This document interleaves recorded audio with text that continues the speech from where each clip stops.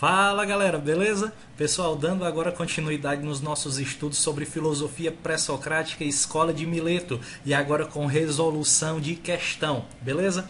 Se você não assistiu o vídeo sobre a escola de Mileto, sobre Tales, Anaximandro e Anaxímenes, vem aqui em cima e clica no link. Antes da gente começar, não se esqueça, dê o joinha e se inscreva para receber as notificações.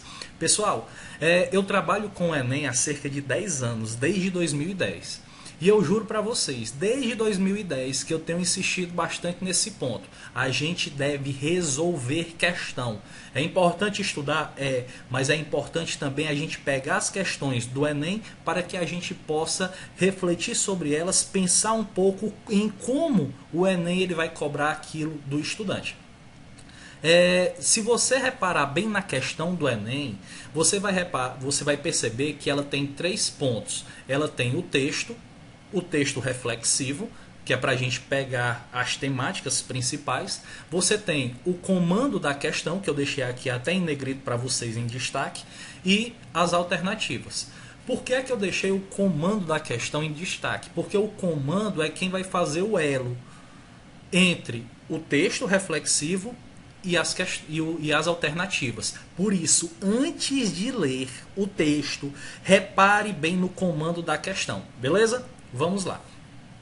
Primeiro ponto, leia o comando da questão. Veja só aqui o comando da questão, o que é que ele vai dizer. O texto descreve argumentos dos primeiros pensadores, denominados pré-socráticos. Você já sabe que o texto vai falar sobre o pensamento dos pré-socráticos ou filósofos da physis. Para eles, a principal preocupação filosófica era de ordem. Veja só, ele quer que você perceba dentro do texto reflexivo essa preocupação filosófica. Qual era a ordem dessa preocupação filosófica? Você sabe agora que é um texto dos pré-socráticos e basta identificar no texto isso, beleza? Vamos lá. Todas as coisas são diferenciações de uma mesma coisa e são a mesma coisa. Veja só aqui que logo no início ele já vai colocar uma característica essencial, uma mesma coisa, ou seja, tudo é derivado de uma coisa. Quando você pegar a prova, risque, sublinhe, vá lá, escreva sobre ela, mas não deixe a sua prova limpa. A prova ela é sua, o caderno de prova é sua. Não risque a folha o gabarito, pelo amor de Deus. Só risque a sua prova, o caderno de prova. Porque o caderno de prova está lá, você faz observação, você sublinha e você coloca pontos que você acha necessário para você poder compreender essa questão. De novo, todas as coisas são diferenciações de uma mesma coisa. A ideia de unidade. E são a mesma coisa. E isto é evidente.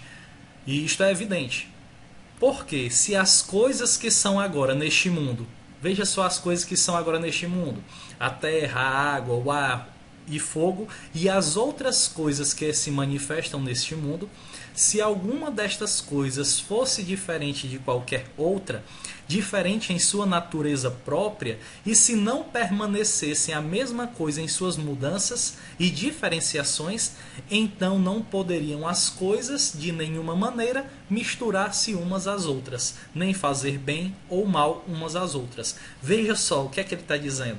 Ele está dizendo justamente, se tudo não fosse originário somente de uma coisa, elas não poderiam se relacionar intimamente. Ou seja, aqui nesse pensamento, você já percebe essa característica de ordem advinda dos primeiros pensadores, que é justamente um princípio chamado arqué, dentro de um elemento chamado physis, que vem dar origem e ordem a todas as coisas. Aí perceba, nem a planta, se elas não tivessem vindo de uma mesma coisa, nem a planta poderia brotar da terra, nem um animal ou qualquer outra coisa via existência, se todas as coisas não fossem compostas de modo a serem as mesmas. Olha a ideia de unidade.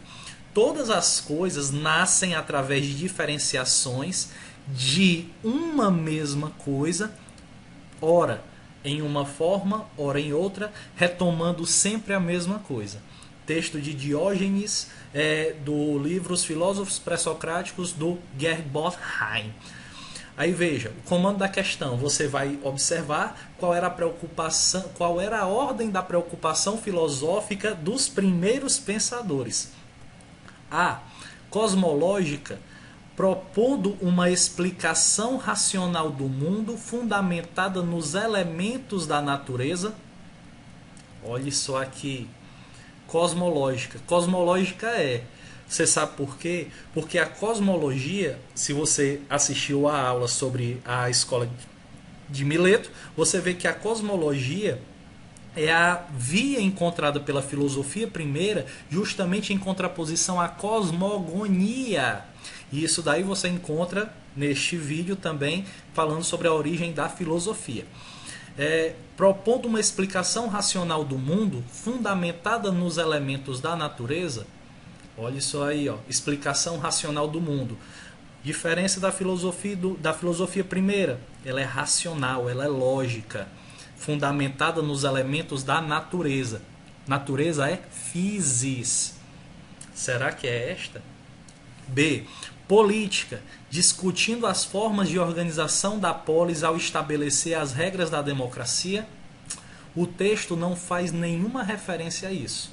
E veja também, de acordo com o texto, qual era a preocupação de ordem? Era realmente a política em primeiro momento? Não. Ética, desenvolvendo uma filosofia dos valores virtuosos que tem a felicidade como bem maior? Também não. Porque ele vai falar de uma forma cosmológica. Ele vai falar de uma forma universal. Ele não vai estar voltado somente para o ser humano, como política e ética. Estética. D. Estética, procurando investigar a aparência dos entes sensíveis? Também não. Hermenêutica, construindo uma explicação unívoca da realidade? Errado também. Alternativa correta, alternativa A, porque ela é cosmológica, ou seja, estudo do universo, da realidade, da natureza, do mundo, propondo uma explicação racional do mundo fundamentada nos elementos da natureza. Veja só aqui, essa questão ela é uma questão bem simples. Se você tiver qualquer tipo de dificuldade, vá nos vídeos anteriores que você consegue entender bem essa questão cosmológica. Segunda questão, essa questão de 2016, agora uma questão de 2012, também do Enem. Questão de 2012. Como eu disse para vocês, a primeira coisa que a gente vai olhar é o comando da questão, beleza? Olha o comando da questão que é que ele está pedindo para a gente. Filósofos dos diversos tempos históricos desenvolveram teses para explicar a origem do universo. Ele já está dizendo que filósofos de diversos tempos históricos, eles desenvolveram teses para explicar a origem do universo. Não se esqueça, viu? Coisa interessante, grifa. A partir de uma explicação racional. Olha só aqui outra informação necessária. Querendo explicar, filósofos, explicar a origem do universo a partir de através de um entendimento racional. E aqui logo em seguida ele diz: as teses de Anaxímenes, filósofo grego antigo, que vai estar no texto acima, e de Basílio, filósofo medieval, São Basílio Magno, têm em comum. Veja só aqui que coisa linda. Ele vai colocar dois textos e ele quer justamente o que os dois têm em comum dentro dessa lógica de origem do universo e explicação racional. Tem em comum na sua fundamentação teorias que, o que é que você vai perceber no que se destina à origem do universo e explicação racional? O que é que esses dois pensadores, tanto Anaxímenes quanto Basílio Magno, os dois têm em comum? Vamos lá? Texto 1. Anaxímenes de Mileto disse que o ar é o elemento originário de tudo o que existe, ou seja, o ar é a arqué. O ar é a arqué. é o princípio de tudo que vem a ser, é o princípio de tudo que vem a originar-se. Existiu e existirá. É o princípio de tudo que existe, existiu e existirá. E que outras coisas provêm de sua descendência. Provém de quem? Da descendência do ar. Quando o ar se dilata, ele transforma-se em fogo, ao passo que os ventos são ar condensado. O ar dilatado transforma-se em fogo. O ar, quando ele se condensa, ao passo que os ventos, eles são o quê? Ar condensado. As nuvens formam-se a partir de ar por filtragem. E ainda mais condensadas transformam-se em água. A água, quando mais condensada, transforma-se em terra, e quando condensada ao máximo possível, transforma-se em pedras. Veja a questão anterior. Se você reparar na questão anterior, o que é que ele está fazendo? A mesma coisa. Uma explicação cosmológica para a origem de tudo. Para a origem de tudo. E a partir dessa origem vai tendo uma ordem em que tudo se sobrepõe e está sobreposto a um elemento, no caso o ar. A partir da reflexão em torno da physis, Anaxímenes ele vai colocar um ar, que é um princípio gerador de todas as coisas, no caso o ar. Beleza? Aí, texto 2. Basílio Magno, filósofo medieval, escreveu: Deus como criador de todas as coisas. Veja só aqui o que é que Basílio de Magno está colocando. Que Deus, como criador de todas as coisas, ou seja, Deus é aquele que dá origem a tudo, está no princípio do mundo e dos tempos. Quão parcas, vazias de conteúdo se nos apresentam em face desta concepção as especulações contraditórias dos filósofos, para as quais o mundo se origina, ou de algum dos 4 elementos, como ensinam os jônios, ou dos átomos, como julga Demócrito. Na verdade, dão a impressão de quererem ancorar o mundo numa teia de aranha. Basílio de Magno, esse texto do Etienne Gilson, primeiramente ele fala sobre o quê? Sobre Deus como Criador, e depois ele traça uma crítica aos primeiros pensadores, aos filósofos da physis. Mas veja o que é que os dois têm em comum. Os dois vão falar sobre elementos originários. Enquanto Anaxímenes, esse elemento é o ar, é a arqué. Para Basílio de Magno, esse elemento originário, criador de todas as coisas, é Deus. Beleza? Aí vamos lá para ver o que é que essas duas teorias possuem em comum.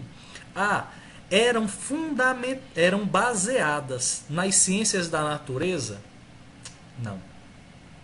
Porque você aqui não tem ciência da natureza em Basílio de Magno. Ele está perguntando o que é que as duas têm em comum, não no que as duas divergem ou no que uma tem diferente da outra. Refutam as teorias de filósofos da religião? Também não.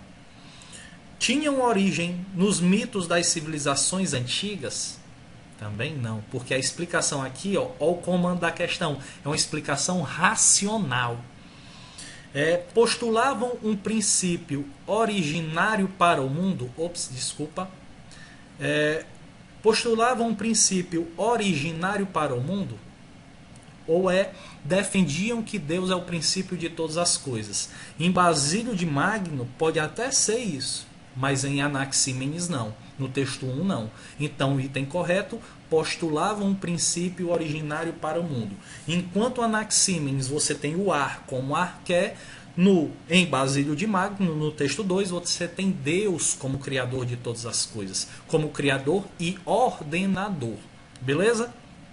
É questão de 2015 agora, para a gente finalizar esses estudos aqui em torno, essa sequência de estudos em torno dos primeiros pensadores. A filosofia grega parece, como eu pedi para vocês, leia o comando da questão. Olha o vício de começar a ler pelo texto. Comece pelo comando. O que, de acordo com Nietzsche, ou seja, você já sabe aqui que no texto ele vai pegar um pensador contemporâneo, no caso Nietzsche, em que ele vai fazer uma reflexão em torno de alguma coisa. Em torno de quê?